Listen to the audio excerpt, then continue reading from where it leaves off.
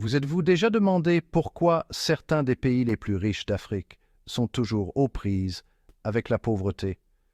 Cette question intrigue les économistes, les décideurs politiques et les citoyens ordinaires depuis des décennies.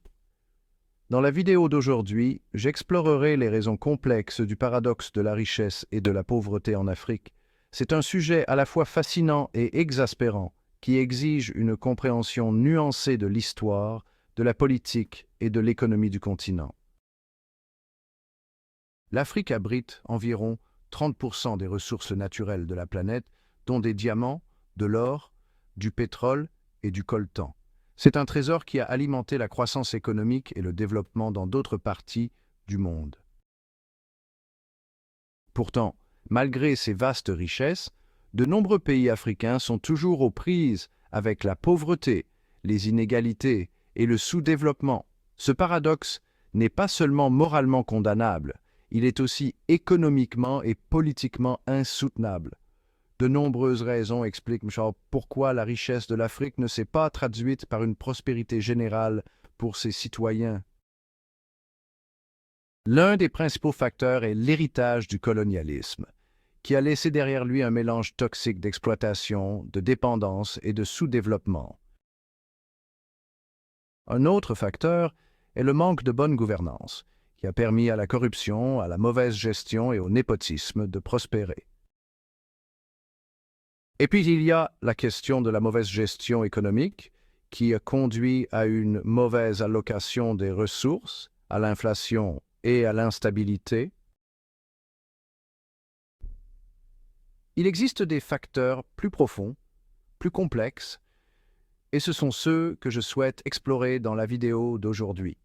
Du rôle de l'aide étrangère à l'impact de la mondialisation, nous examinerons les différents facteurs qui ont contribué à la pauvreté et au sous-développement de l'Afrique. Quand on parle de la richesse de l'Afrique, on ne parle pas seulement de ressources naturelles, on parle aussi de capital humain, de propriété intellectuelle et de patrimoine culturel. Nous parlons de la riche diversité des cultures, des langues et des traditions africaines qui ont été marginalisées et supprimées pendant des siècles. Nous parlons de l'incroyable résilience et de l'ingéniosité du peuple africain face à l'adversité. Dans la section suivante, nous allons approfondir le contexte historique de l'économie africaine, notamment l'impact du colonialisme, de la guerre froide et de la mondialisation. Nous examinerons comment ces événements historiques ont façonné la trajectoire de développement du continent et créé les conditions de la pauvreté et du sous-développement. L'histoire économique de l'Afrique est marquée par une série d'interventions extérieures, de la traite négrière transatlantique au partage de l'Afrique. Ces événements ont perturbé les systèmes économiques traditionnels, détruit les industries locales et créé des dépendances à l'égard des capitaux et de l'expertise étrangers. L'héritage de ces interventions continue de façonner le développement économique de l'Afrique aujourd'hui, ce qui rend difficile pour les pays de rompre le cycle de la pauvreté et du sous-développement. L'un des défis les plus importants auxquels sont confrontés les pays africains est le manque de diversification économique. De nombreux pays dépendent fortement d'une seule matière première, comme le pétrole ou le cacao, ce qui les rend vulnérables aux fluctuations des cours mondiaux. Ce manque de diversification a entraîné une instabilité économique, des fluctuations monétaires et un manque d'investissement dans d'autres secteurs. Un autre défi est le manque de bonne gouvernance, qui a permis à la corruption et à la mauvaise gestion de prospérer.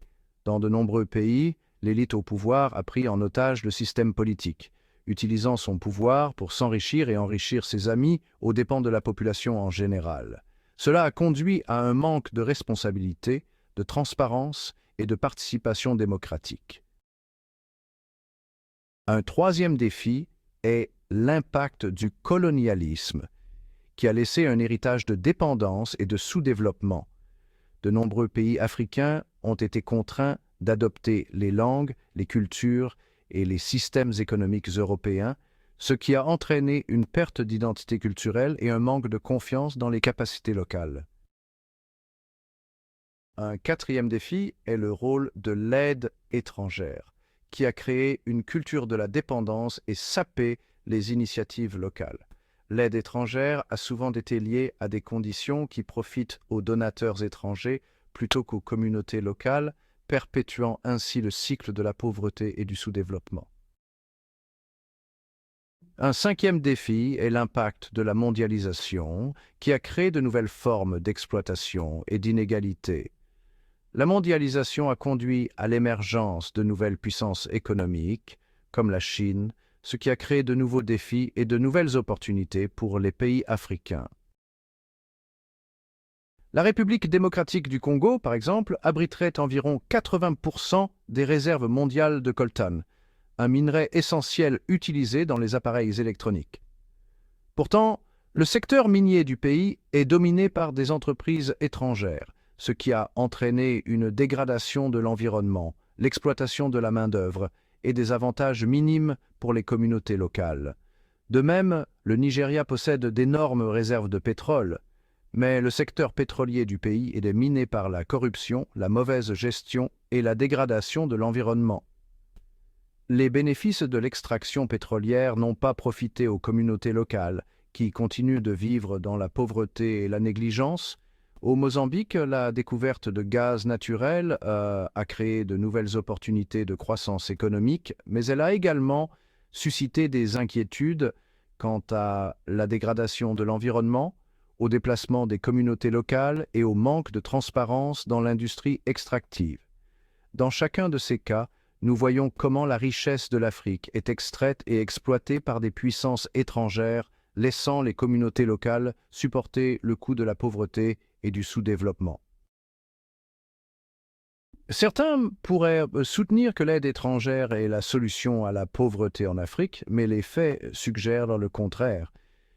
L'aide étrangère a souvent été utilisée pour promouvoir les intérêts des pays donateurs plutôt que ceux des communautés locales. Elle a créé une culture de la dépendance, sapé les initiatives locales et perpétué le cycle de la pauvreté et du sous-développement. D'autres pourraient soutenir que la mondialisation est la clé du développement économique de l'Afrique, mais les faits suggèrent que la mondialisation a créé de nouvelles formes d'exploitation et d'inégalité. Elle a conduit à l'émergence de nouvelles puissances économiques, comme la Chine, ce qui a créé de nouveaux défis et de nouvelles opportunités pour les pays africains. Alors, quelle est la voie à suivre? Comment l'Afrique peut-elle rompre le cycle de la pauvreté et du sous-développement? À mon avis, que la solution réside dans la promotion de la bonne gouvernance, de la diversification économique et de l'autonomisation locale. Elle consiste à créer un environnement favorable qui permette aux communautés locales de s'approprier leur trajectoire de développement. En conclusion, la pauvreté en Afrique est une question complexe qui exige une compréhension nuancée de l'histoire, de la politique et de l'économie du continent. C'est un problème qui ne peut être résolu par la seule aide étrangère ou la mondialisation. Elle exige une transformation fondamentale de l'économie africaine, une transformation qui donne la priorité à l'autonomisation locale, à la bonne gouvernance et à la diversification économique. Merci de votre attention et j'aimerais beaucoup connaître votre avis sur ce sujet dans les commentaires ci-dessous. Si vous souhaitez découvrir d'autres vidéos sur le développement de l'Afrique, ne manquez pas notre prochaine vidéo sur l'impact du colonialisme sur les économies africaines.